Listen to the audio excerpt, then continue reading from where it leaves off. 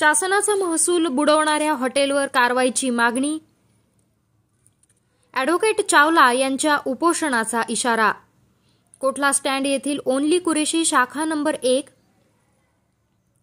यांनी जीएसटीची चोरी करून शासनाचा 5 ते 8 कोटींचा महसूल बुडवला असल्यामुळे त्यांच्यावर कारवाई व्हावी अशी मागणी ॲडव्होकेट हर्षद चावला यांनी पत्रकार परिषदेत केली आहे. 15 दिवसात कारवाई न झाल्यास जीएसटी भवन कार्यालय समोर उपोषण करणार असल्याचा इशाराही ॲडव्होकेट चावला यांनी दिला. ही चोरी ग्राहकांना कच्चे बिल देऊन केलेली आहे. बिलावर जीएसटी नमूद नाही. तसेच स्टेट जीएसटी आणि सेंट्रल जीएसटी ही 2.5% प्रमाणे एकूण 5% दररोज याप्रमाणे चोरी केली आहे. हॉटेल व्यवसाय 2 लाख इतका असून त्यामधील जीएसटीची रक्कम 10 रुपये होत आहे.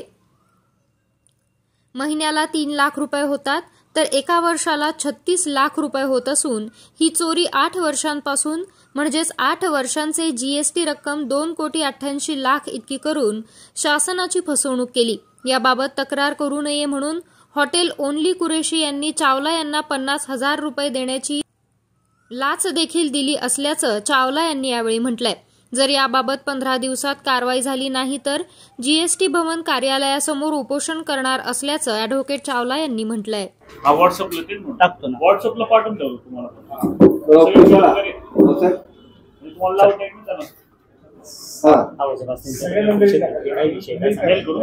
सदरचा हा विषय पत्रकार परिषद घेण्याचा विषय असा की आता ईद ह्या सणाच्या पार्श्वभूमीवर काही जिहादी प्रवृत्तीचे लोक ओनली कुरेशी हा हॉटेल याच्यावर मागील 2-3 दिवसापूर्वी मी एक जीएसटीचा अर्ज देखील दिला होता की जीएसटीची हात चोरी करतो.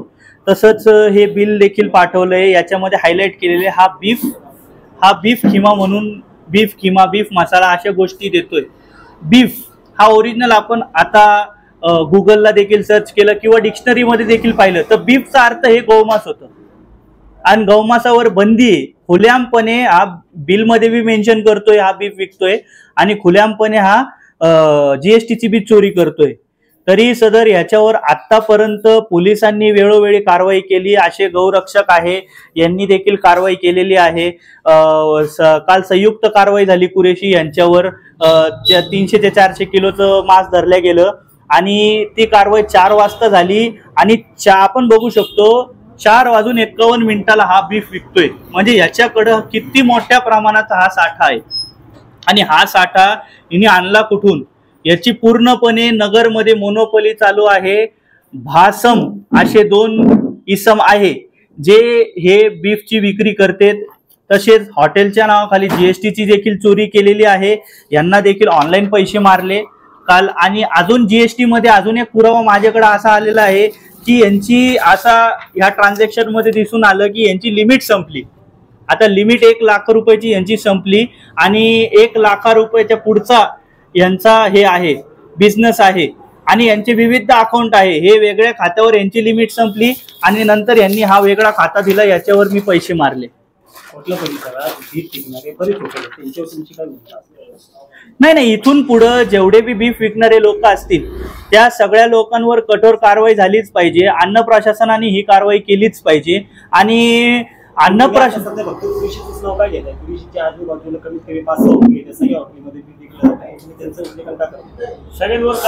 सगळ्यांवर ऐका ना.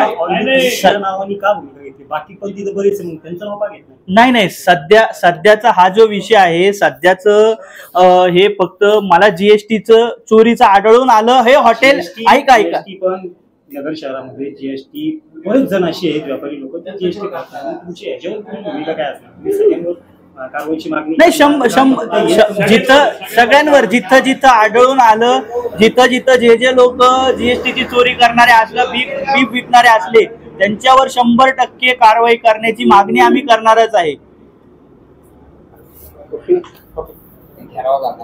हा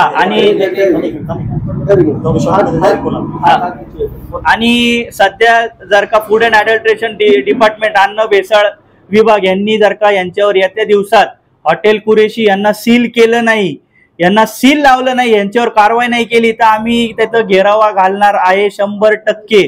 आणि कलेक्टरला देखील आम्ही सोमवारी जाऊन या सगळ्या गोष्टीच्या माहिती देणार आहे. कलेक्टर साहेबांना देखील आम्ही अल्टिमेटम देणार आहे. सकल हिंदू समाज आणि त्यामधील गौरक्षक, महाराष्ट्रभर मधील गौरक्षक येतील, बीफ विकणारे, हॉटेल कुरेशी आणि हे अन्न भेसळ विभाग यांनी याच्यावर कारवाई न केल्यास आम्ही यांना घेराव घालणार आहे. आणि अन्न भेसळ विभाग हे झोपलेले आहेत का?